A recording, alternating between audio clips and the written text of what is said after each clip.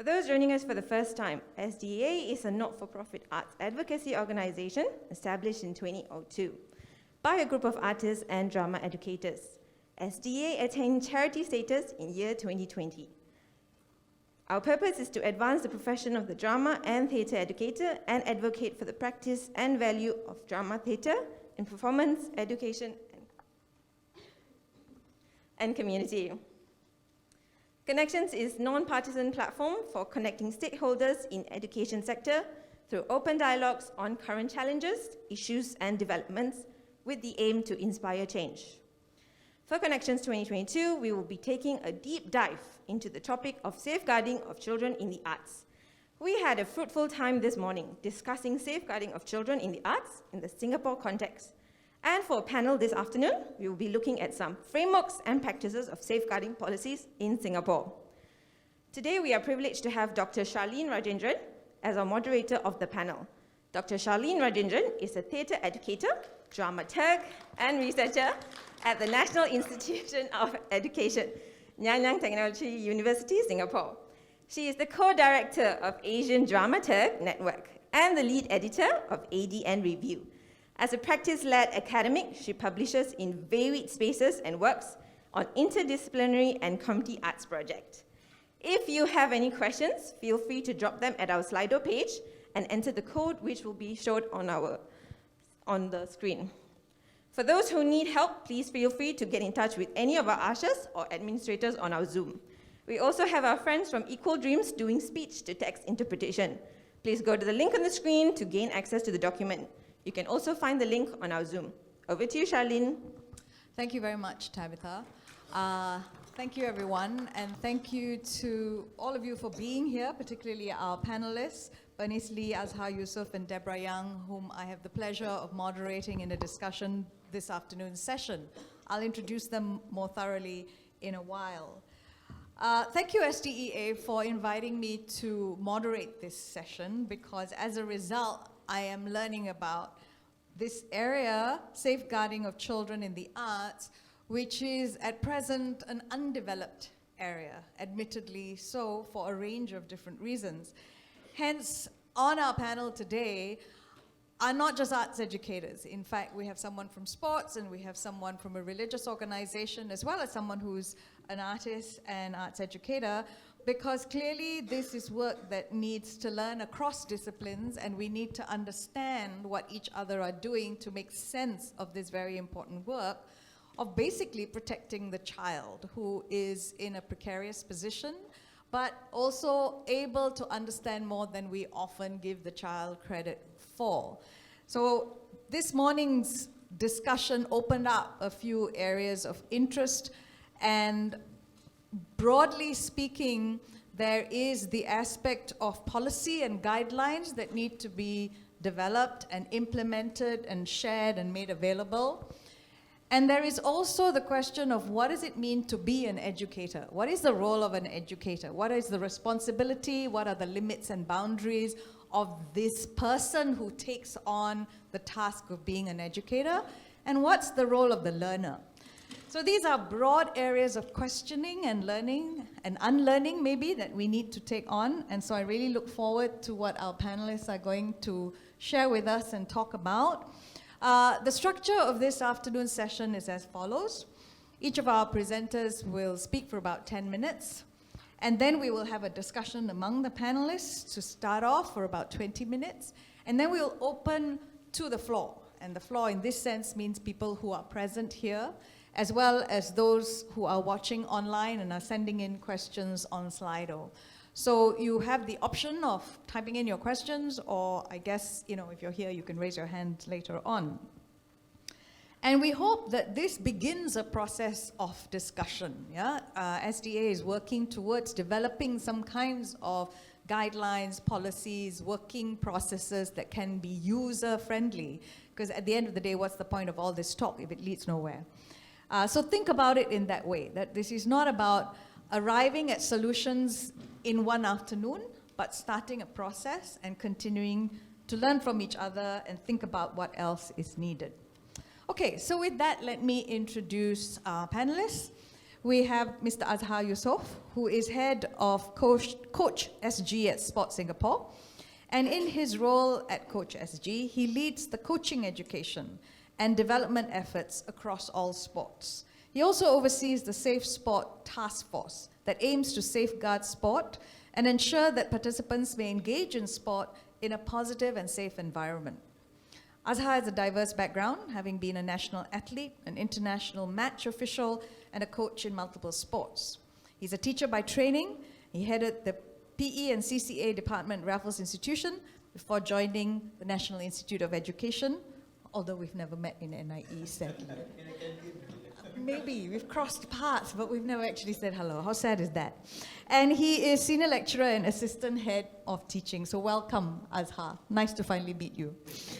Bernice Lee is an artist, performer, writer, and dance practitioner. She co-directs Roly Poly Family and Daring Do Dance with Fei Lim, and they are known for their signature Body Smarts through Movement Arts programs, teaching body safety, consent, and boundaries.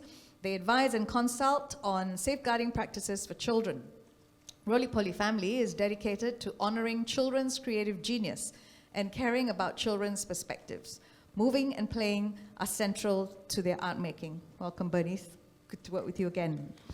And finally, Deborah Young is deaconess in charge of the safeguarding team at Zion Bishan Bible Presbyterian Church. The team's objectives are to foster a safe church culture and environment in order to prevent abuse and neglect and to assist the church in responding to any instance of such harm. As part of the team, Deborah, who is legal trained, by the way, has been involved in formulating safeguarding policies as well as conducting and training for church leaders and volunteers on abuse awareness, safe practices, and incident reporting. Thank you, Deborah, for being willing to share your work with us. Okay, so what we'll do now is hand over to you, Azhar. Yes. Thanks, Charlene. I've been in NIE was in NIE for 12 years, yeah, but this is the first time we're talking to each other. How strange. But thanks for the introduction. Hi, everyone. I first want to thank SDA for the invitation and for the opportunity to share our efforts in safeguarding in sport. And I think, Charlene, you kind of hit the nail on the head there when you said that safeguarding is not something that is in sport alone or in arts alone, but it crosses all boundaries, right? It's really about safeguarding kids particularly and the vulnerable. So really happy to be here and to share, and I'm sure I will learn a lot more from what others are sharing as well. So let me begin by asking all of you here, and even those online, how many of you are familiar with the term safe sport? I can't see those people online, but at least I can see those right here. All right, wonderful. Good to know that quite a number of you are familiar with the term. But unfortunately, the term is not quite well known across even the sporting fraternity. They are very familiar with sport safety, but not safe sport. And this is what is defined, or how it is defined, by IOC. So as an athletic environment that is respectful, equitable, and free from non-accidental violence. This is off the IOC consensus statement, right, back in 2016. And under the definition, we are looking at the umbrella for abuse, harassment, mistreatment, maltreatment, gender-based violence, and interpersonal violence. But underneath of it, there are actually much, much more, or many more, that we sometimes do not see, especially now with the advent of online social media and all that. Some of these things are invisible. Bullying, body shaming, trolling, and what have you. So I think it is something that's concern for us, and that's why in 2016 it came up to the fore quite a bit, and hence the term safe sport was coined. So not too long ago, and this was at the recent Olympic Games, yeah, in 2022, the Winter Olympics, we had a case of abuse, right, and humiliation. And on the right there, yet another case of bullying, and that led to, death. I think that's something that we certainly do not want to see in any of the sectors, whether it's sport, whether it's arts, or anything else.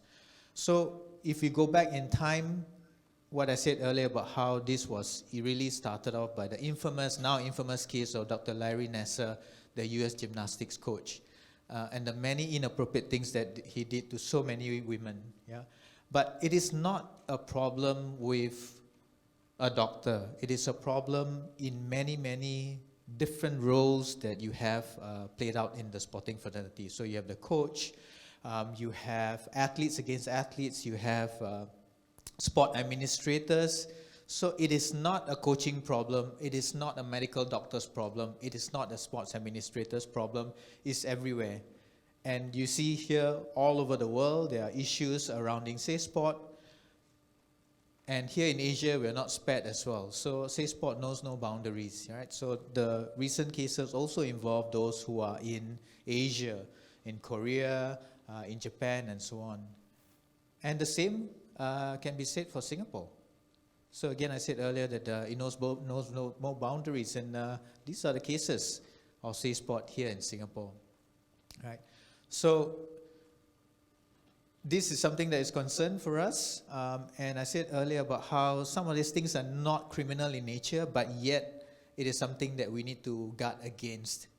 And that's why we started the Safe Sport movement here in Singapore in 2018, so about 2 years after the Larry Nassar case.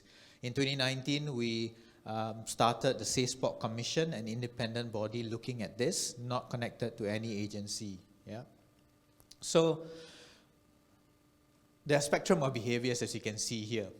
And there are new threats posed by what I said earlier about virtual environments, right? Because Singapore is well connected, so 90% of our youth aged 15 to 19 are using social networking sites, right? And that's the reason why in 2020, there was amendments to the penal code that includes now voyeurism, upskirting, unsolicited intimate images, cyber flashing, and so on. Secondly, it's not limited to types. And we can see that no significant differences can be found with regard to age, level of performance, whether you are in the learn-to-play community space versus the elite. There's no boundaries, not limited to types. And then finally, everyone responsible. I'm wearing a Safe Sport band here, and it says that everyone has a part to play. Play your part, right? So everyone is responsible because it involves all levels of communication or participation, rather. It is not a coach-athlete problem. All participants or all participants can be affected, volunteers, sport administrators, support staff, doctors, and so on. Right? So that's why we are concerned. If you look at the cases that are reported, that's the tip of the iceberg right there at the top, right? And typically those are the ones that led to criminal convictions, then it gets reported in the newspapers and so on, right? But underneath that iceberg is this huge piece of ice, right? How many police charges have been made that didn't result in conviction, right? How many formal reports have been made? How many informal disclosures? How many anonymous self-report, and how many actual experiences? So what we have found is there has been a significant increase in that. Significant increase in those that are reported as well. Psychological misconduct, 87%. Psychological misconduct in inappropriate acts, 56%. So these are the things that we are seeing here in Singapore as well as all over the world. The Cases General Report that was published in 2021 talks about how this is a concern. 5% of adults reported experiencing psychological violence as children. 5%. That's a lot of people, yeah? And that's one too many. 44% reported experiencing physical violence inside sport as children. And neglect, 37%, 35% reported experiencing non-contact sexual violence, and 20% reported sexual violence. These are European data. We don't have the local data, and it makes us a bit afraid, right, to know what the numbers are like. So why is it important for us to define all these behaviors? It is important because when we see it, we need to report it. Then that allows us to respond, and that allows us to achieve some kind of remediation. So that is the reason why we have developed a Safe Sport Unified Code, because in different settings, sometimes things can differ. The interpretation, the definition can differ. What is acceptable in a swimming context versus a basketball context can differ. So we feel very strongly that there is a need to bring everyone together through a unified code, as you can see here. So it is important to recognize first and foremost, because we know that there is a general lack of awareness amongst many people. So in our consultation, in our focus group discussion, and our surveys, we found that athletes shared that on hindsight, past incidents that they had witnessed within their environments were inappropriate behaviors which they should have stepped in to speak out against or reported, but did not. So that's a concern for us. Number one, because they lack awareness. They don't even know that it's wrong. Right? Secondly, if they know it's wrong, who do I report to? Or maybe I'm afraid to report to because I respect my coach, I respect the sports administrator, the sport leaders. Right?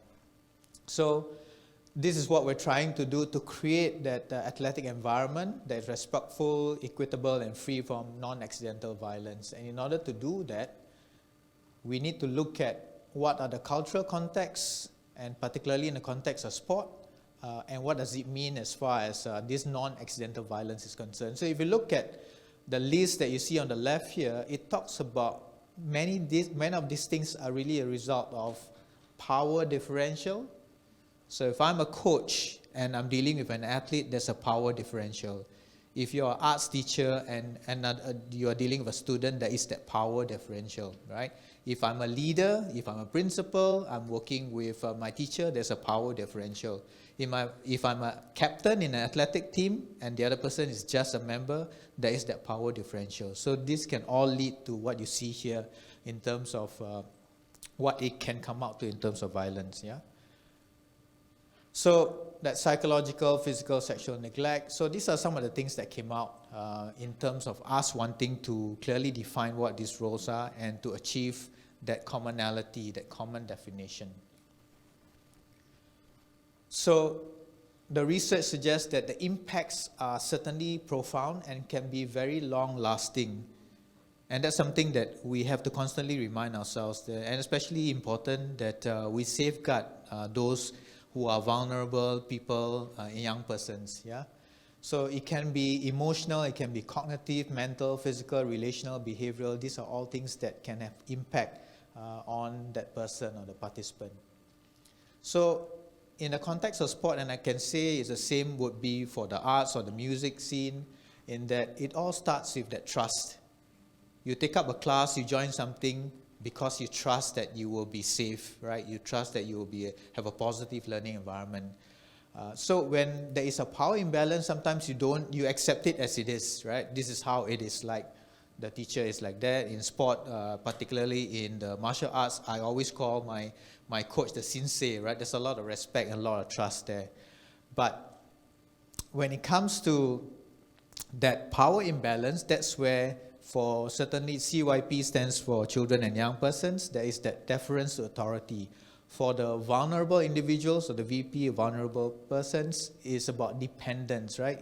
And it shows that children with disabilities are 4 times more likely to suffer abuse because of their dependence. So in sport, there's an emphasis on winning, and sometimes an overemphasis on winning that leads to distrust, right? And finally, lack of oversight and capacity to be able to deal with cases that is brought up or that are brought up. So when there is that trust, sometimes people tolerate what is going on. When there's tolerance, then it may be taken as permissible. Once it's permissible, it becomes normalization, it becomes disillusion, certainly for the affected parties, and that trust is no longer there or is broken, right? So the erosion of trust. So I think the environmental the environmental factors is something that we look at in our survey, in our unified code study, and these are the top 3 that we found. Fear of speaking up due to perceived consequences. Number 2, the culture of tolerance and poor practice from leadership and management. And 3, poor employment and volunteer screening. So this came off the survey and the focus group discussion. These are the top 3 reasons. Yeah. So maybe it applies to the art scene as well. All right. So, yeah. Okay. Let me bring you to. Oops, looks like I'm missing some slides here. Yeah, here. So this was an effort that spanned over 9 months, a big effort on our part, to really find out what everyone thinks about Safe Sport, what we need to do to get better. And the Unified Code consultations, like I said, was over 9 months. We first started with the experts, and you have the police force, MOE, KK Women's and Children's Hospital, MSF Children's Society, AWARE. So we consulted with the experts. Then we had focus group discussion and survey, and it's involved 200 participants, 68 sporting organizations, 8 stakeholder groups, and 57 sports. So quite an extensive sort of a consultation process that led to the development of the Unified Code that we now have. Right? And this is how we operate. We want to look at a trauma-informed approach. We want to look at prevention through policy and advocacy, assurance through training education, and finally address through case management or proper case management. On the left here, when we deal with cases, there's always a support network that's needed, and we have now established a network of qualified counselors and befrienders who can offer those support for the persons that are affected. So I said earlier that we are all responsible. We all have a part to play in certainly ensuring that we safeguard sport, we safeguard arts, we safeguard music and everything else. So I think we need to remind ourselves not to be a bystander and to act so that we can make a difference, right? So that we can continue to safeguard our own sectors. So with that, I thank you. And if you want to find out a lot more information about Safe Sport, feel free to scan the QR code and it will bring you to our website. And of course, you can contact me or you can contact us if you want further information. Thank you. Thank you very much, Azhar. I think that gives us a really valuable overview of some of the issues that emerge, but also some of the challenges that come up in trying to make sense of this terrain and find vocabularies that work as well as strategies that work. And we can talk in more detail later about some of the things that you've observed perhaps that come up in the process of trying to make this happen. Bernice, over to you. Thanks, Charlene. And thanks, Azhar, for that really impactful opening presentation. And also many thanks to SDEA for this invitation and really for discussing this vital topic. It feels urgent, and it has been urgent for many years. So it feels really good to be here.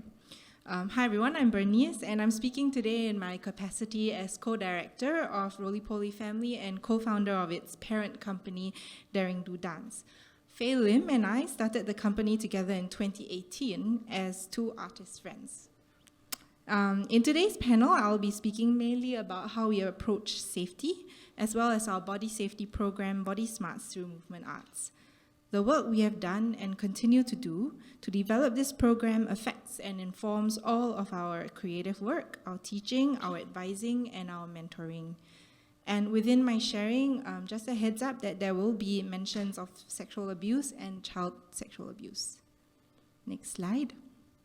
For us, it's vitally important that we do what we can to let children know that they are empowered, that they can speak up and communicate their needs in other ways, and that they will be listened to and taken seriously. As artists and teachers, we hold space for various emotions, including our own. Of course, we're also playful, silly, cheeky, monkeys, artists, and teachers, but the effort to make sure that we create a truly caring and safe environment is always present in our work.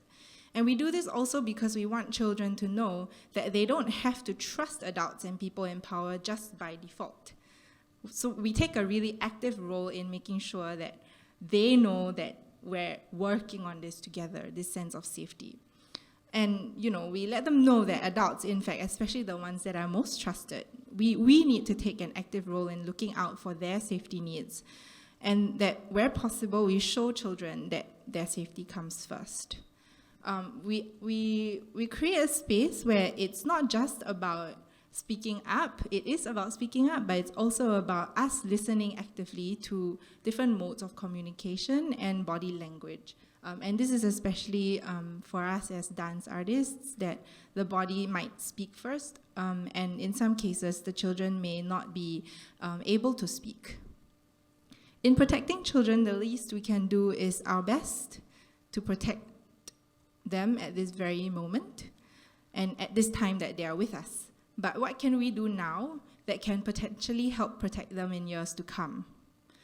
And while protection and safeguarding policies have an integral role in protecting children, the messages that we impart through our work and interactions with the children as artists and educators needs to be examined too. And in shaping our programs, we bring our perspectives as artists, educators, and parents. As artists, we provide an environment that makes children feel good, feel safe, so they can thrive creatively and stay curious. We hold space for contradictions and for difficult and complicated feelings. As educators, we provide children, adults, and organizations with the education, information, messages, and assurances needed regarding safety and care. And as parents, we are considering the holistic and longer-term view. What is this experience going to mean for the children and their families after the fact? What is this experience that we're bringing to them, whether it's a performance or a workshop? What's this going to be like for them in the years to come? In the next slide, I'd like to define body safety education. It's only one aspect of safeguarding children, but we see it as a very important ingredient as well. Body safety education aims to empower children with skills and knowledge that will increase their protection from child sexual abuse. In Roly Poly Family's work, at the same time that we work to empower children, we are also learning as adults about more comprehensive and more nuanced ways of protecting children in childhood. I'll just share a really early memory that was one of the impetuses behind this work, alongside all the images and articles that Azhar showed before. Since we started this in 2018, a lot of the issues that he brought up was top of mind. A very early memory that I have as a young dancer in primary school is of the dance teacher constantly caressing and cuddling a very cute child, super cute. I saw it quite frequently, and the teacher would actively move the child, sit the child on their lap, and touch their face a lot. And I felt very uncomfortable, but never raised a question, never told anyone about it. I really hope there was no harm being done to that child, but the behavior of that teacher constantly objectifying one child was really inappropriate regardless, and the fact that the memory and the discomfort stays with me till today is also a strong reminder of my own perceived helplessness as a child, and also the kinds of memories that we as artists today and educators today want to leave behind with the children we work with.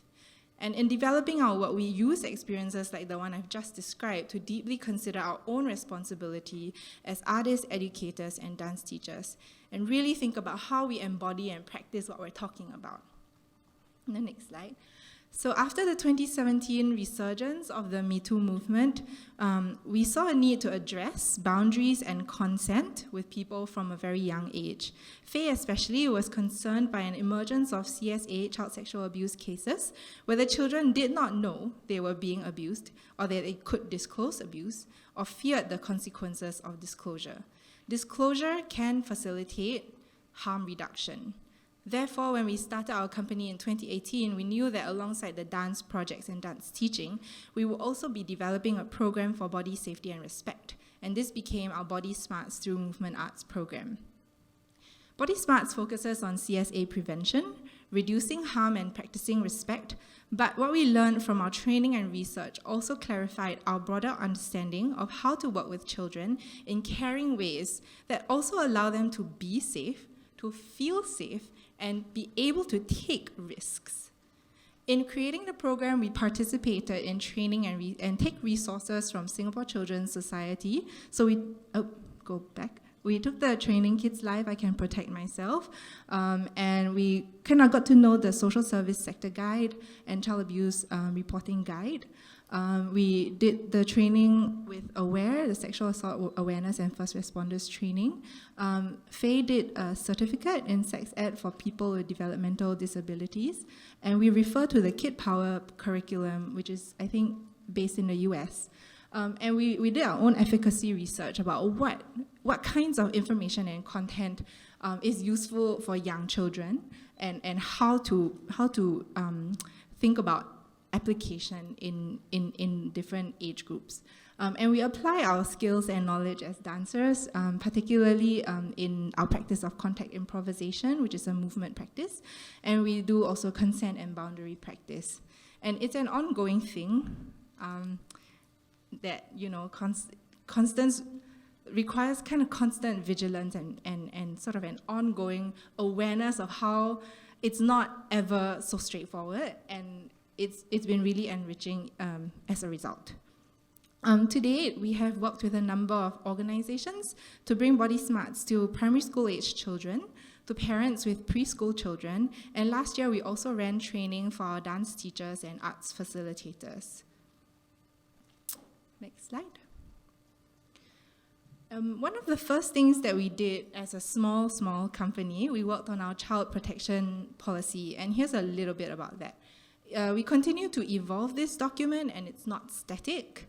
But there are 4 sort of broad categories. So in recruitment, we make sure we know the people, which seems really basic, but that doesn't always manage to happen, right? Because of the speed of work. We work with the people over a long time, and we have a buddy system with them. So most of the and then also most of the time in our programs, there are other chaperones or caregivers anyway. So we rarely have just one teacher facing a whole group of students. We do education and training, so we do training for artists already working with us, and we have opened the training up to folks who are interested in joining the way that we work. We do communications in the sense that we make sure that parents, families are aware of our caution when we deal with image use, especially in this day and age. But other than just checking the boxes about privacy and that consent is given from families and also from the children when they can, we also ensure that the image itself is safe to use and not easily abused, not easily replicated if children are in the image. So we don't have any frontal or close-up images. We're very aware of the gaze that we're inviting to the pictures, and we're mindful of the captions. In other words, we're incredibly vigilant, especially with images. Next slide, please. So other than dealing head-on with this issue through our Body Smarts program and reaching as many families and children as we can, we also just keep an eye on the emotional illiteracy in our programs. The way that we talk to people, we try our best to make space for nuance, and we try our best to also kind of pay attention to the different emotions in the room at the same time, right? We do a risk assessment of the messaging in our work and the way that we represent children. So for example, we did Dancing in Place in the height of the pandemic in 2020, and we were really thinking through how to work on video and on camera and on Zoom with children under the age of 13, and thinking about how they might be represented, and these images that will get shown in a film that we get to keep and get to call our intellectual property. So we were thinking a lot about how we divide up the sort of artistic representation and the way that we talk about the work, and in terms of the way that we talk about the ownership of the work.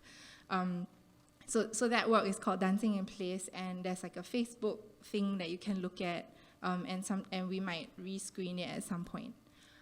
We practice active listening to children's perspectives, and we also do our own small form of advocacy. For example, we've done training for collaborators, and we've worked, Faye has worked recently with Chong Gua Ki in the Seedlings program at the Esplanade, working with children and mentoring them through a process of creation. We do consulting for organizations and schools, and sometimes we also make social media posts on topical issues and news about CSA. So for example, there was a really recent case in the news about a dance instructor abusing children, and we made a response that we hope will inform other teachers and parents as well to think about this issue in a very in-depth manner. So finally, we're just really glad that SDA is opening up conversation about this, especially for artists and educators. We understand that the social service sector and the education sector has its own work done, and of course, SafeSport has done its own work. But there are, lots of things that we can really develop together. And it was really exciting to us when the SafeSport SG document came up, because it was so comprehensive and the plans are really solid. And we hope that by modeling some ways of care, safety, agency in the way that we work, we kind of show that there are ways that we all actively participate in this work. And I see a lot of people nodding, right? And it is a lot of effort, it's constant effort to make sure that we undo the things that we might have been taught. We're also members of Citrus Practices, shout out to them, who are looking into care practices in the arts workplace, and there are lots of intersecting conversations about these topics in the arts, and so it's not just for children, it's just, how do we take care of ourselves and be able to speak up ourselves, by modeling, these kinds of behaviors of disclosure, which is never easy, so imagine that for children.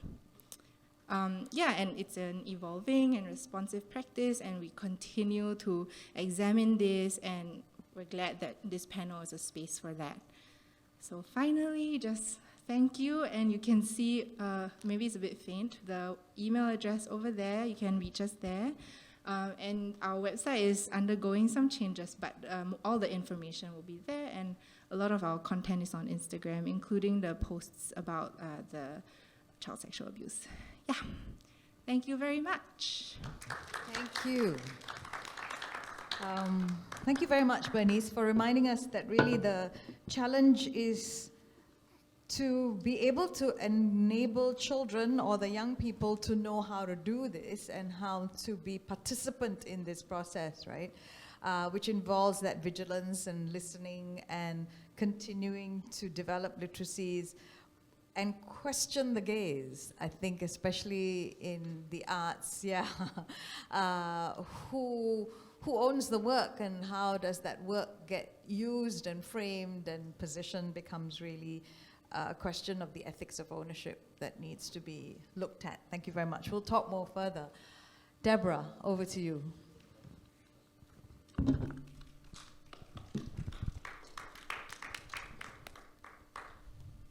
Hi, and thank you to SDA for the invitation, for having me.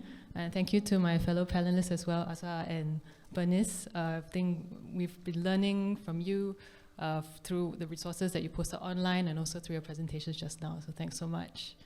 My name is Deborah. I'm from Zion Bishan Bible Presbyterian Church. I'm a member of the safeguarding team there. And just to start with, this is actually the first thing that, the first slide. This is actually the first thing that people see. If you go back to the first one, when we started talking about safeguarding in our church, to emphasize that we're a community with a collective responsibility to care for young and vulnerable.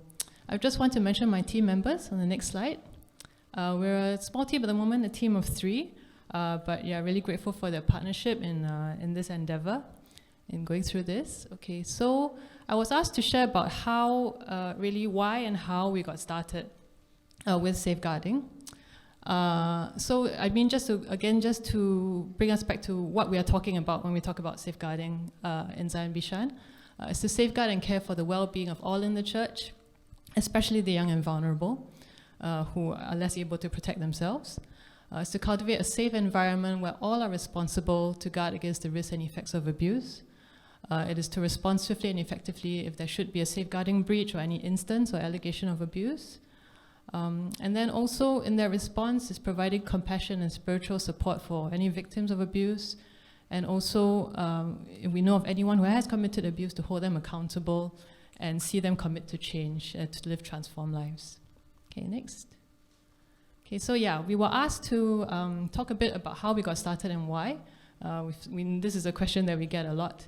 And so essentially, as a church, we do a lot of pastoral care work. You know, our members come to us come to leaders and pastors with issues and concerns of all kinds. And our pastors did encounter allegations or instances of abuse and misconduct that were raised by the attendees and members.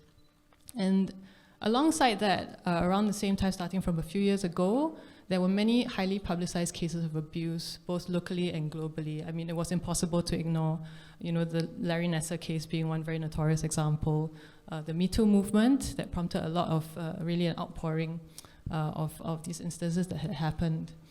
These were both local and global. They were in religious context, non-religious context, big organizations, small organizations, no organizations, right? And so we noticed the prevalence of abuse, that it can and does happen in all kinds of settings. And the cases that we, these very public cases that were highlighted, and, it prompted a lot of thinking, could this kind of thing happen here? Are we vulnerable to this kind of thing happening as well? And as we looked into this, we realized that this is a complex area. There are many things to think about, people to care for. And so, we needed guidance really to protect the vulnerable, respond well to any safety concerns, and care for those in need of help or support. Okay? So we embarked on a process of learning. I think one thing that was very valuable was really listening to victims and survivors that we knew personally. There was so much to learn from them. We were so privileged to hear their stories and receive their stories. We also carried out research on other organizations' safeguarding policies and processes, and we tried to glean what are the best practices.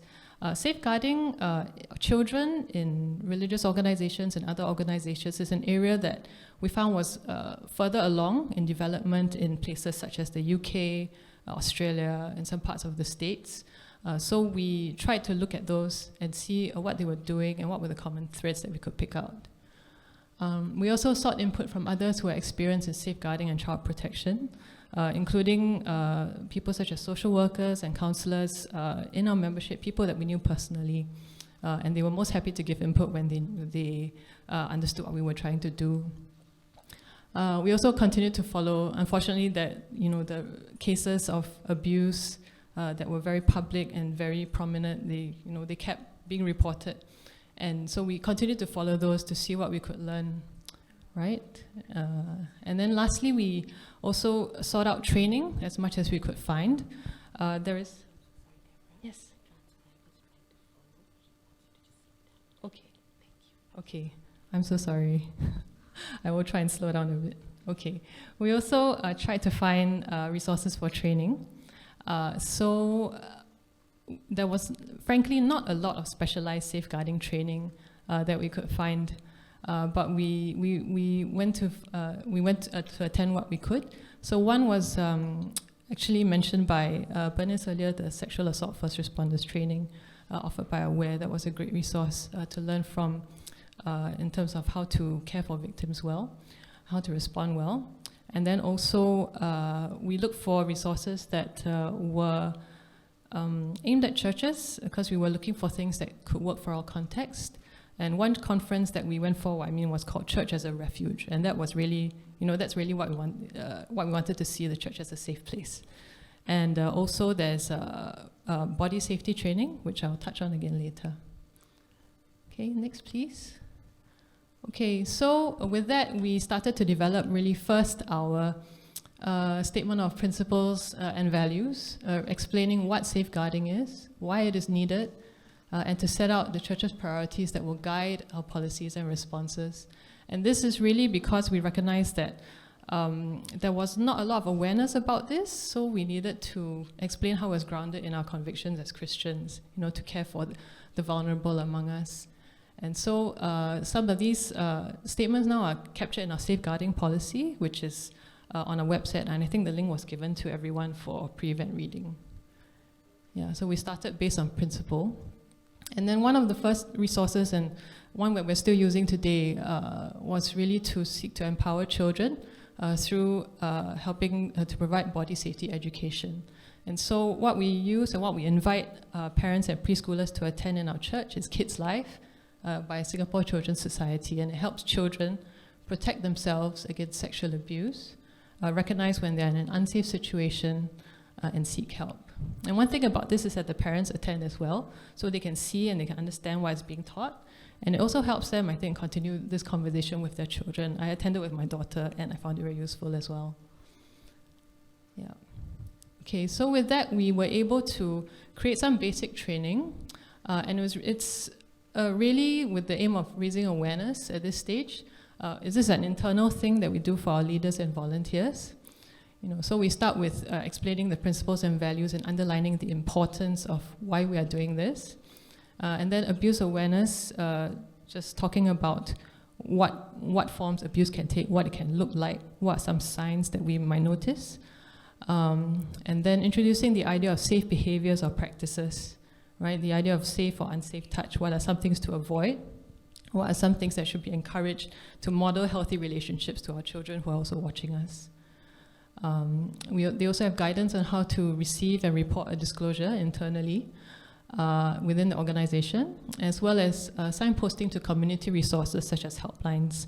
For if perhaps they're in a situation where they feel like the church is not involved, they're concerned about a neighbor or something, we still want to offer the help that we have and the resources that we've learned about from our training. But really beyond specific do's and don'ts, we're seeking to build what we call safety mindset, a culture of looking out for one another.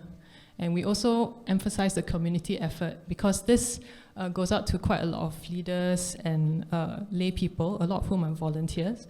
So we do not want to feel individuals to feel unduly burdened about all this, but we want them to feel supported, even in seeking to play their part in this. Okay, and I think the last thing I want to mention is really the wider organizational culture. I think within the whole membership of the church and people who come and attend with us regularly, we have sought to raise awareness by putting up a safeguarding info page on our church website where we talk about our views on safeguarding. We link to some of our policies so people can see what is in place. We also link to resources for help, so it's like a repository of useful information. We've also been talking about these issues from time to time.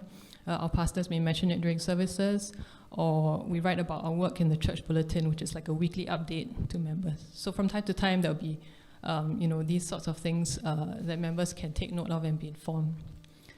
And really, I think this safeguarding effort has kind of come together with general efforts, I think, in the church to be a safe space where people can be honest and open about any concerns or issues they are facing, even difficult issues. So, for example, we had a conversation on mental health, so we are trying to build a culture generally where people feel safe to speak up about any kind of concern that they have. And I think the flip side of that is the last point, that leaders or anyone that they come to for help must receive that information well, right? Must be open to feedback, must be quick to listen really, and not quick to be defensive or react negatively. So yes, that's what we've been seeking to do, and thanks so much for listening.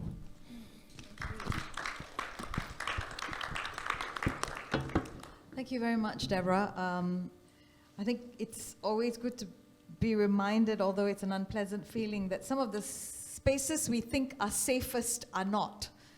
And some of the people that should be the most trustworthy are not, and therefore to recognize that this kind of literacy is unpleasant, it creates discomfort, but nonetheless, one has to learn from within. And sadly, religious places have become targets also of that kind of scrutiny, in a good way, but also sometimes negatively as well. We have a couple of questions already on Slido, and I want to encourage people online to continue sending them. We will get to them. But thank you all again for the very rich presentations that come out of your own connection with this work and your involvement and motivation to take it on. And I would like to ask if you could say a little bit about your observations about what's really challenging about taking it on. What becomes an area that you find, is a dilemma, is a difficult thing to navigate and negotiate, becomes a challenge in that way, or it's a resistance, as it were. And what are some of the rewards of taking it on? We don't want it to be all bleak, but what are some of the changes that you see, positive changes that do come when there is literacy and when there is awareness, and then when there is a community effort as well, right? It's not just a solo individual having to be a warrior, so to speak.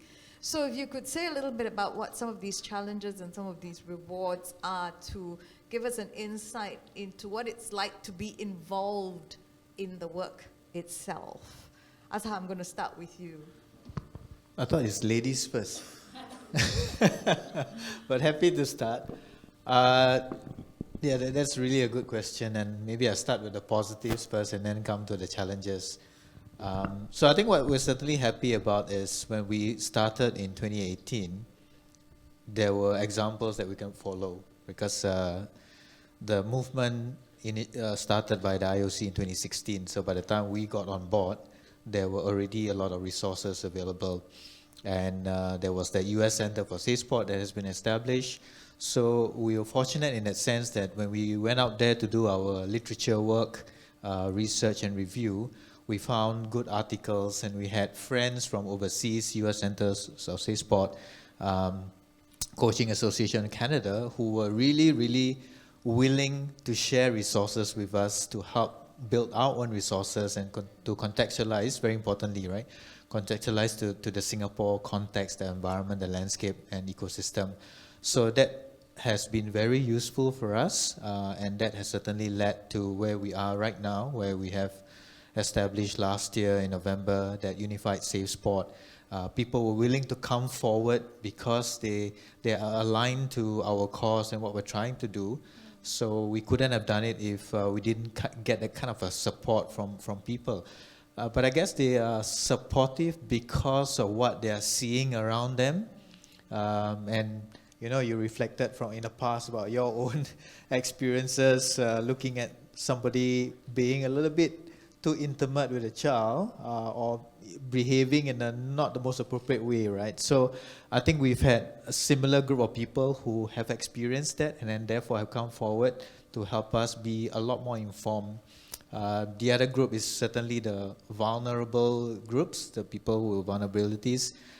So it has been really enlightening to hear from them, and when you hear, you just sit back and say, wow, I never realized that there are all these challenges that these people face. So I think all in all, and that's why it took us so long, right? 9 months worth of consultation and talking to people and you know, experts and so on.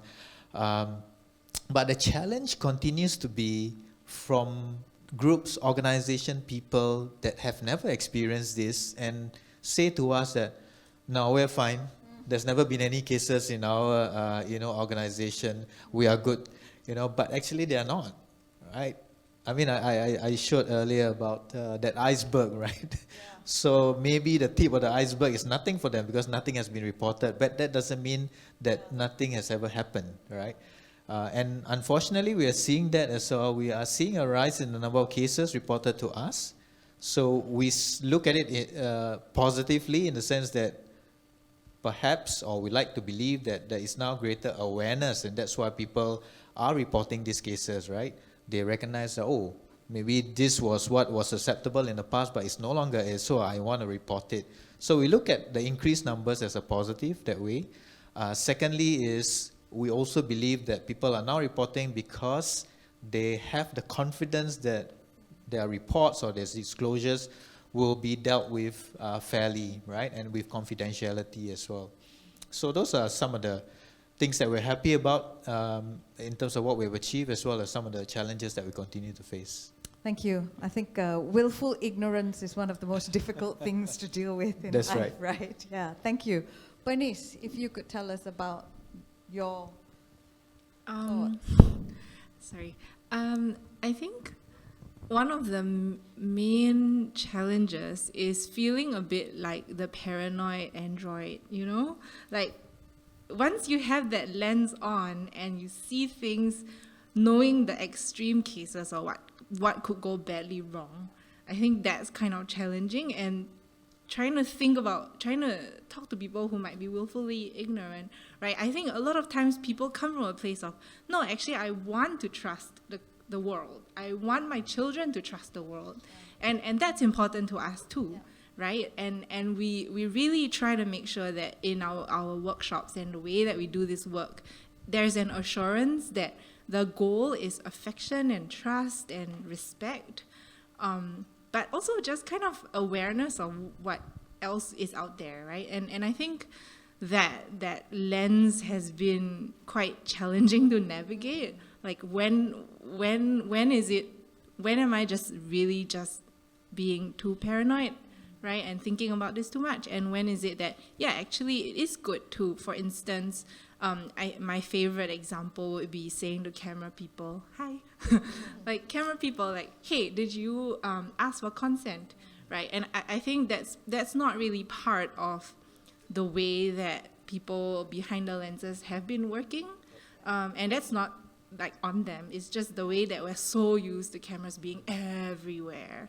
And that's the other aspect that we're really interested in terms of digital safety for children, especially in Singapore, because I think there's an institute that I can't remember the name of that started doing some research about digital safety. I think it's tied to Singtel.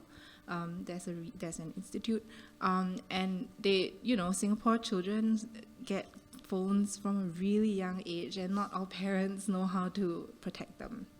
Yeah, and these things follow them to their beds. Yeah. Some of the rewards of doing the work and being involved in that kind of constant negotiation you talked about. It's never really completely settled. You're just continually having to figure it out. I think I got better personally at articulating and thinking through my own boundaries, which I think is not that easy when you're an artist. Like, you're like, I just want to make work, right? But I think I got better at that and thinking ahead a bit more. So that's personal. But in terms of just really actively participating in this work, it's that actually there are a lot of people out there who are really keen on the work and thinking through the implications, right? Personal implications of it. Thank you. So again, a reminder that there are people out there willing to support the work, not just locally, as you pointed out, Asa, but internationally, willing to share resources, and that becomes something important to remember, so you don't feel you're on your own, so to speak, yeah? Deborah? Okay, I guess challenges first. I think I can relate a lot to what Asa and Bernice said. Maybe I'll just pick up one thing that I thought of as well, and that is that it can feel very heavy, having to think about this and all the horrible things that could happen and have happened, right? You see a reported case and you think, could that happen? What can we do? How can we make things better? And thinking about that stuff all the time is, it's very draining. And that's why I think it's been important to have partnership in this, to not sort of, task one person to go and come up with your safeguarding framework and all that, but really to have a team and be able to support one another. And that actually also brings me to the reward of safeguarding is doing this work, being able to sort of journey together with the rest of the safeguarding team, seeing also other organizations, other sectors, seeing what people are doing in coming up with resources, in being so willing to share them, even in doing something like this where trying to learn more and get something started. That's always really encouraging to see. And I think it can only be good really for the common good and for our young ones, as they do all these things in different areas of their lives. They play sports, arts, religious activities, and so on. Yeah. And in your view, some of the rewards, those sort of highlights for you? I think that really is it, seeing society, I think, or different sectors of society really make progress on this. Yeah. Thank you. I'm going to take some of the questions that are coming up on Slido. Some of them overlap, but basically people are asking, what are some initial steps people can take, right? Starting points, sort of protocols or immediate responses that you would recommend for arts practitioners to try and employ in our practice. So that I guess people feel, okay, there are all these resources, there are all these policy documents and guidelines, but let's say we just need something now, because in half an hour I'm going to run a workshop and I need to have some kind of shift in my head, maybe. What are some key points that you think people need to just take on immediately? No need to think about it already. It's sort of almost as if you can do this in the next half hour. Because it's urgent, I guess. It's immediate. it's time to get on with it?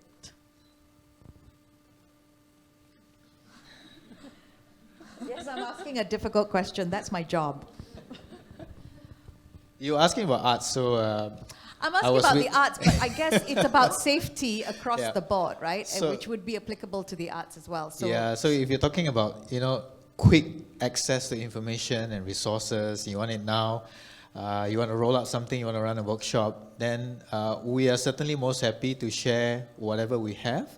I didn't quite go into that, but in one of my slides, I did share that the importance of awareness, and we do that through education and training. So we have an online suite of Safe Sport module. That's about an hour and a half long. And we have it for athletes, we have it for parents, we have it for a version for athletes, for parents, for coaches, for sport administrators, and they're all free. well, there you go, everybody. So That's the catchword, happy to right? share, those. And I think whilst it is in a sporting context, there are certainly similarities. We talk about good touch and bad touch, right? So what does it look like in sporting context when I'm trying to manipulate the limbs so that I'm teaching a particular technique? So I say that will be applicable to dance, right? Or applicable to anything for that matter, where there is a need to, music, where there is a need to touch. And our coaches have never been educated that, you should be asking for permission. You should not be touching directly, onto your athletes.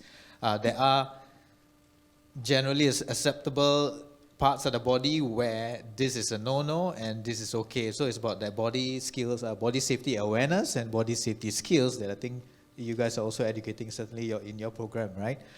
So I think that is something that is across the board, and it can be applicable not just in the sporting context, but in other contexts as well. So I think the resources, we're more than happy to share those with anybody who's interested. Thank you for that offer. Yeah. You'll find some people might take you up on it, Azhar. Thoughts, Deborah, Bernice, about starting points, immediate protocols and references that people should take on? I think, I was looking at the pre-event reading, and I was happy to see the NSPCC UK website, which is really comprehensive, and it talks about child protection generally. And I saw that they have a page for the arts, so you might want to look there. For the church, we have also put, whatever resources that we think will be helpful for members on our website. It is for our church context, but if any of that is helpful, you're welcome to look at it. And I think, just in terms of maybe if you take your example of the workshop, what do I need to do? I think one principle we always try to talk about when we talk about safe behaviors and practices is practicing transparency, right? Do the child's parents know where they are? Do you have consent? Do they know what's going to happen in the class? Are there enough adults around? Is your space open? Is it isolated? Is it secluded? That kind of thing. And I think being transparent also, you can think about being honest with ourselves, right? Keeping ourselves accountable. Is this something that, as an adult or as the responsible person, is this something that I would do? If someone is watching me, right? Just having that personal integrity as well. So, yeah, those are all things you could start thinking about at least. Thank you. Bernice, any thoughts? We have that list, right?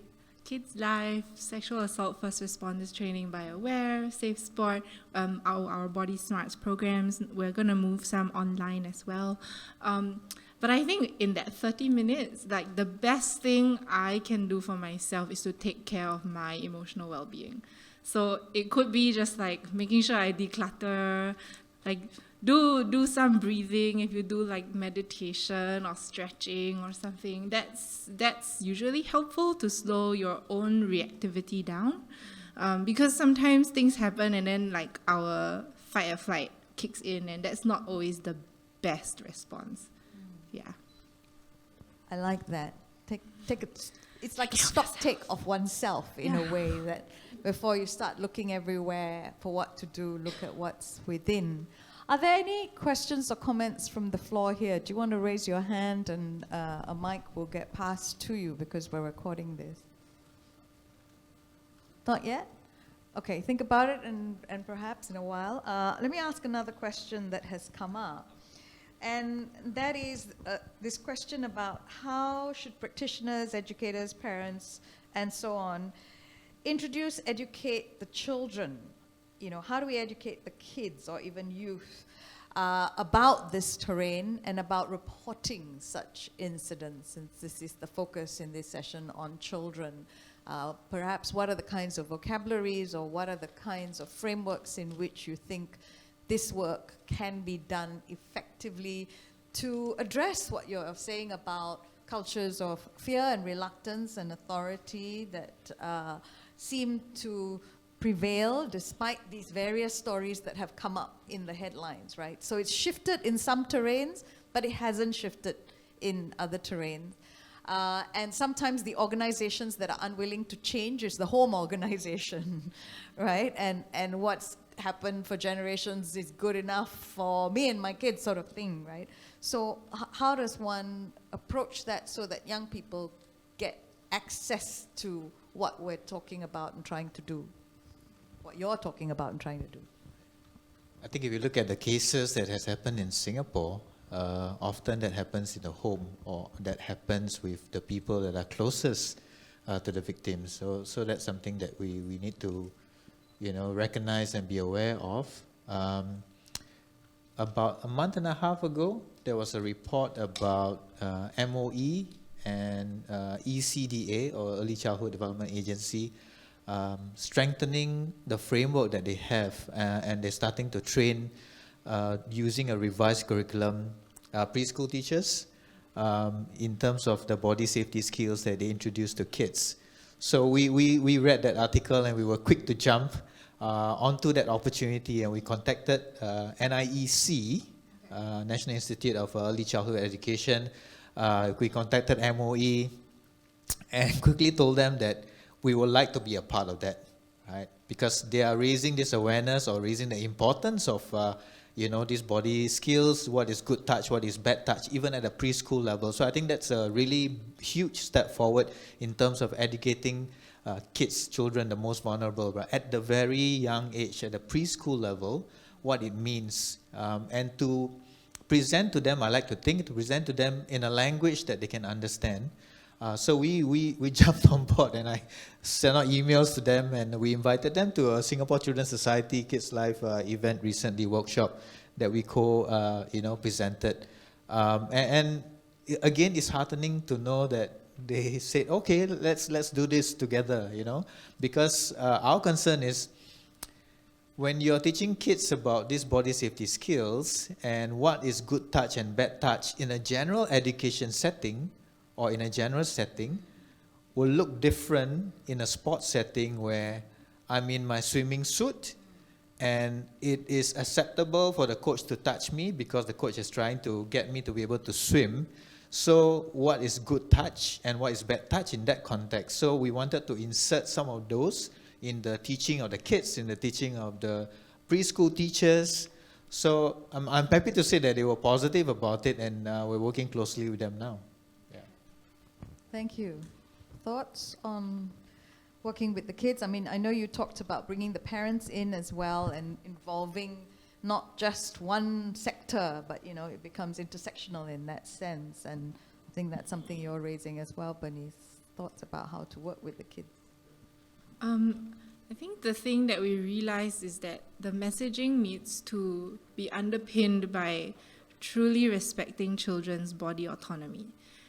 Right, and also for children to understand that they own their bodies. That's not always obvious, especially in our culture where I think there's it's a pretty collectivist mindset, right? But for children, sometimes they can be confused that, their body's theirs. Sometimes children will be in our workshop and they'll be like, my body belongs to my mother or my father, right?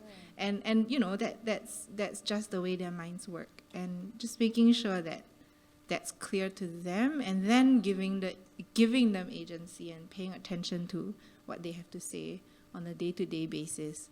Of course, there are limits on that, but if we're clear about what those limits are and we hold those limits well, I think we do a pretty good job.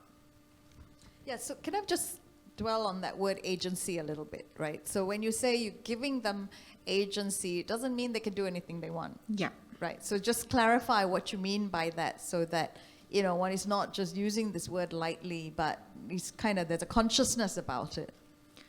So I think one of the things that we really use is the Respectful Infant Educarer framework by Magda Gerber, and it's basically this idea that children are born into the world knowing and conscious and active participants who can collaborate from birth, right? So when we wear that lens looking at children, I think it means that we see that they are not objects. And I think seeing that agency is from that. I'm not sure I can articulate it very well right now, but has to do with them being active participants in their own lives. Yeah. Can I jump in? The agency is an important one, and that's what we are hoping to achieve by way of educating the entire community, and that's why we have that suite of SafeSport module for athletes, for parents, for coaches, for sport administrators, so that we elevate the level of awareness amongst everybody in the sporting community, to the extent that if I'm an athlete and I see something wrong, and I relate to the incident you mentioned, right? The child is the one experiencing that power differential between him or her and, let's say, the teacher, or let's say the coach. I'm an outsider, I'm another child. I see that because I'm educated on Safe Sport, I will be able to tell that this is wrong, and because I got no power differential between me and that coach, I will report it, right?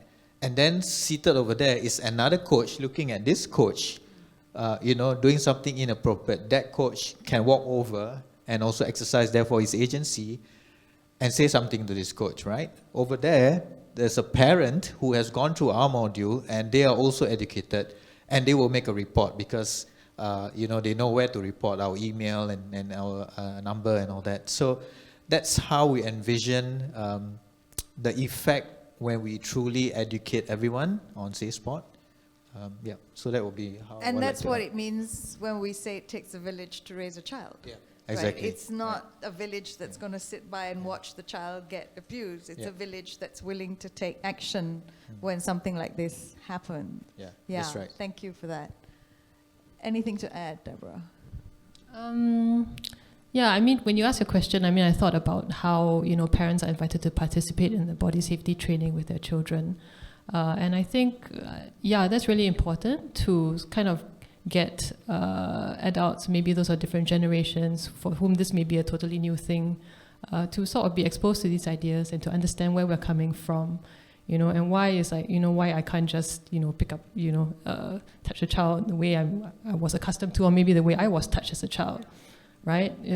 What was wrong with that, So all that needs to be kind of explained, I think. Yeah, so it is good to see this kind of spreading across sectors and organizations, for general awareness. Yeah, thank you. Anyone in the floor who would like? Yes, Tabitha. So I actually have a question from Kamini. So she just texted me because it's quite long. We actually want to find out about digital safeguarding and what are some developments in Singapore in this area. So we're actually asking about online live stream performances or workshop or classes between an adult and a child. What are existing frameworks to help teaching artists to be more mindful about safeguarding?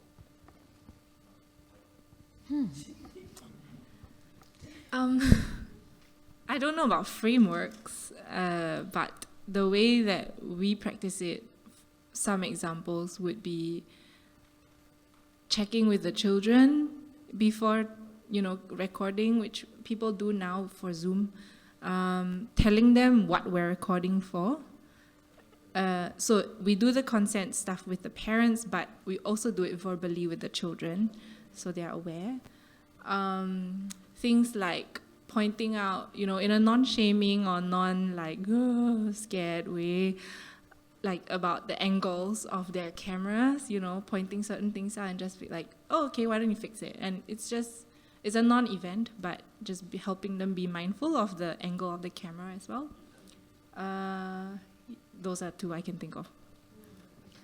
Yeah, I was going to ask someone from SDA if they would like to respond.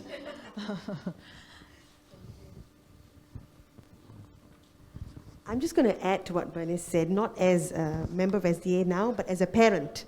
Because my daughter was part of Dancing in Place as well as Seedlings. And there were a few things that I observed, and I felt very safe that my daughter was in front of this laptop with someone from Sydney. I don't know, I wasn't very involved in it, but they made us as parents feel safe as well. So I was very grateful for that. Something as simple as picking the right platform for the children to communicate. Like for Dancing in Place, the children in Singapore had to communicate with children in Sydney. It was across time zones, across spaces and all that. And they decided after doing some research that WhatsApp was not the best platform, wasn't the safest platform. So something as simple as that. I think we used Line, some platform. Something I've since deleted. Yeah. So So a safer platform, and then I realized that even that small little change gave me confidence as a parent to allow my child to engage with other people online because I know that they've put some thought into it. The group chats that were created were moderated by them, and they always made a conscious effort to check in with the children as well. I mean, the parents signed the declaration form and this form and that form, but the children also had an active voice in what they wanted to use. They asked for permission. Can we say this? Can we include this in the video? Can we, use your drawing? Is it okay for us to do this? And I think that was very important throughout the entire journey. It reflected their practice or their safe practices were very visible throughout everything that they did in those two projects. So yes, that's what I wanted to say. thanks, Thank Asha. you.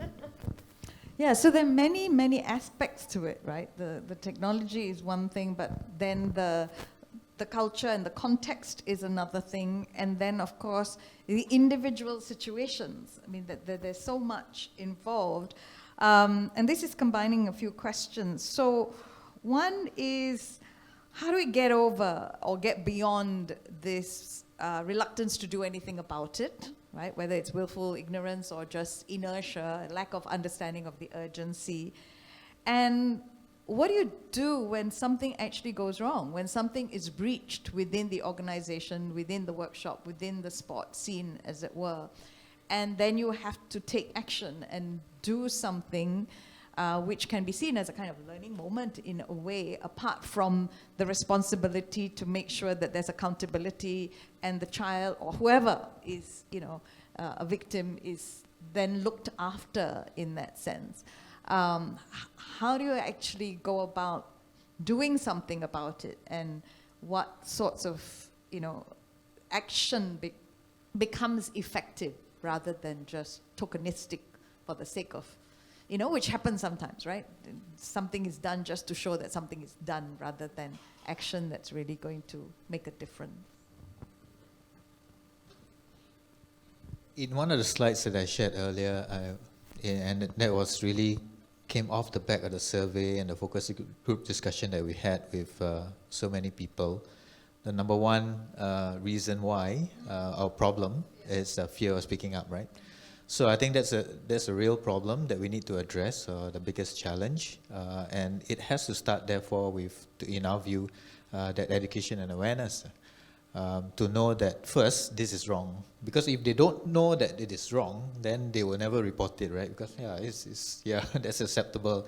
And what we're finding certainly from our coaches and others as well, parents included, is some of them when they learn about this, they realize that, oh, I didn't know that this is a problem. I didn't know that this is inappropriate. All along, I thought this was fine.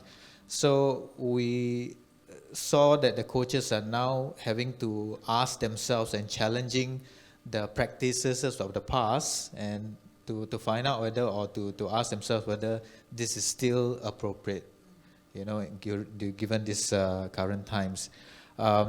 We have an acronym that we use. If anybody were to bring it up to us, let's say somebody recognizes that, there's a problem there, and reports to us, If we are trained, then we use the TLC. So we know TLC as tender loving care, right? But in Say Sport, we use TLC differently. So T is treat all cases as real, as authentic, as genuine, and therefore you take it seriously. So if somebody comes up to me, or a child comes up to me and say, I observe something, or something happens to me, then the first response should never be, are you sure? Then automatically you get closed off. I'm not going to tell you anything else because you don't believe me. So the T is very important. And then L is listening carefully, right? Listening with care and concern. So then that will be when we are able to, understand a little bit more.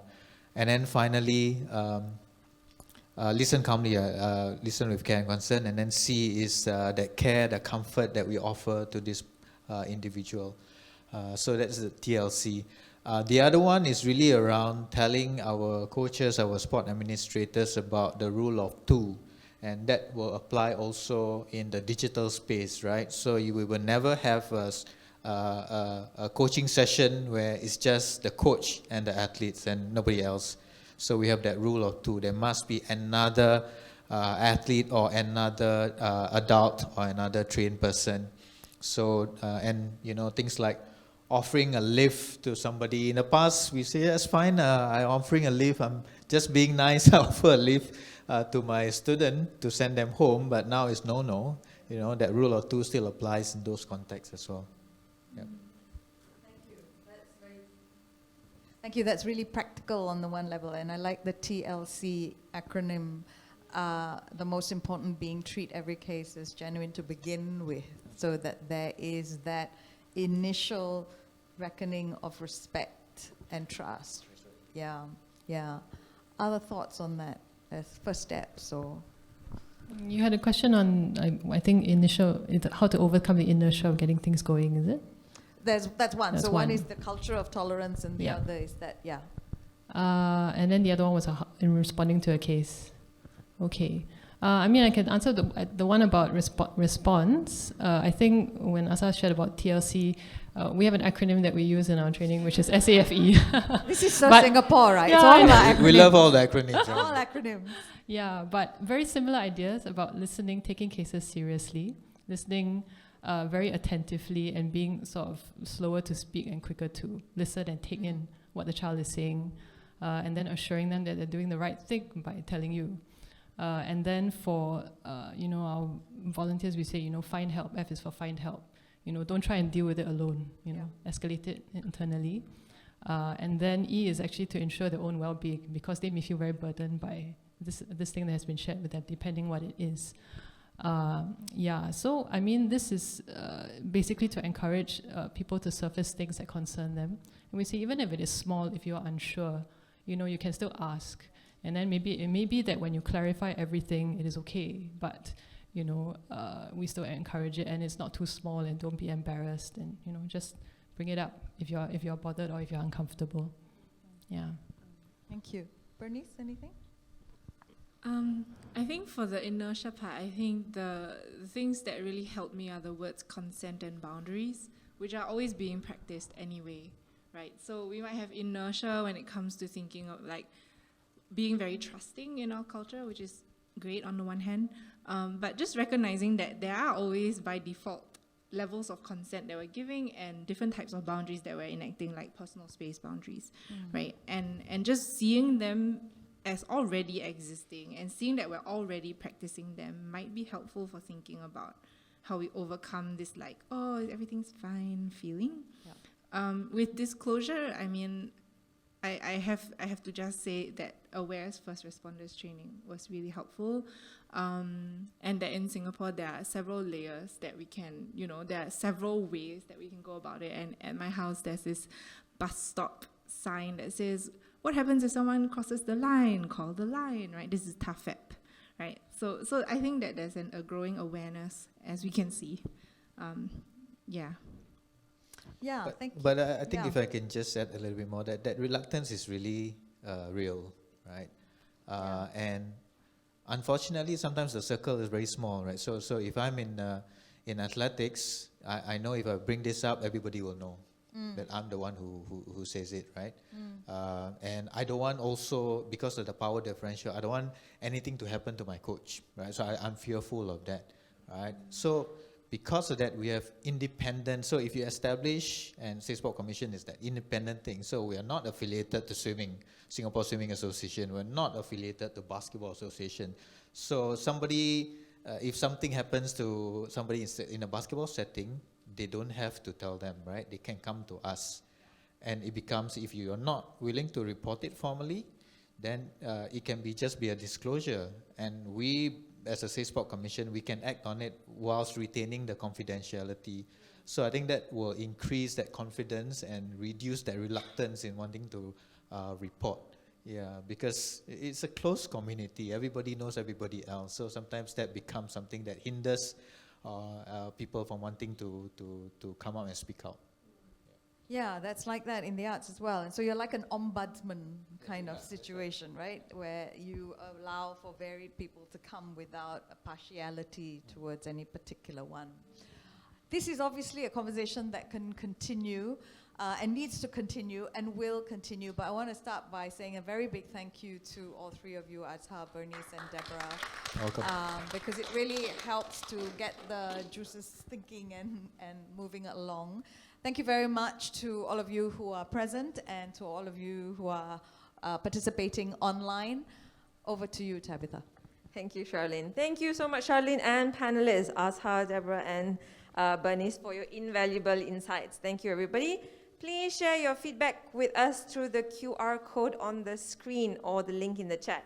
Your feedback will help SDEA continue to offer better support and programs. If you haven't already, please do join SDA as a member and receive discounts on SDA signature and training programs, including Theatre Arts Conference and Essentials of Teaching and Learning Approaches, access to quarterly members' engagement events and networking sessions, resources to forms and lead interest groups. Also, for donations, SDA attained charity status in 2020, and we are en route to attaining our Institute of Public Character status. If you believe in our mission and the impact of drama and applied theatre, please consider supporting us and keep our work going. The QR codes are found on the screen and links are found in the group chat. For those staying back for Conversation Circle 2, we will take a 15-minute break. Please be back by 3:45 p.m. If you did not sign up for Conversation Circle 2 on what's next for the sector and you would like to join, please feel free to stay behind. We will assign you to a breakout group. Thank you, everyone. Have a good break.